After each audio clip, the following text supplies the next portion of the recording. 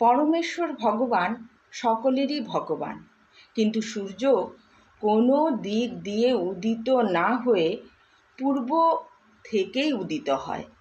ঠিক তেমনি তার ইচ্ছার প্রভাবে ভগবান কোনো বিশেষ পরিবারে আবির্ভূত হন এবং সেই পরিবার তখন ধন্যান্তিধন্য হয়।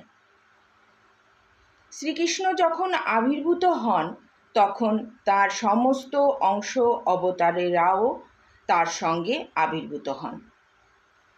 শ্রীকৃষ্ণ বলরামের সঙ্গে আবির্ভূত হয়েছিলেন, যিনি তার জ্যেষ্ঠ ভ্রাতারূপে পরিচিত। বলরাম হচ্ছেন চতুর্ভুজের মূল সংকর্ষণ এবং তিনি হচ্ছেন শ্রীকৃষ্ণের অংশ প্রকাশ। শ্রীকৃষ্ণ কিভাবে যদুবংশে আবির্ভূত হন এবং কিভাবে তিনি তার অপ্রাকৃত চরিত্র প্রকাশ করেন তা এই গ্রন্থে বর্ণনা করার চেষ্টা করা হয়েছে। শ্রীমদ্ ভাগবতে তা খুব উজ্জ্বলভাবে বর্ণনা করা হয়েছে, বিশেষ করে দশম স্কন্ধে, এবং এই গ্রন্থের ভিত্তি হচ্ছে শ্রীমদ্ ভাগবত।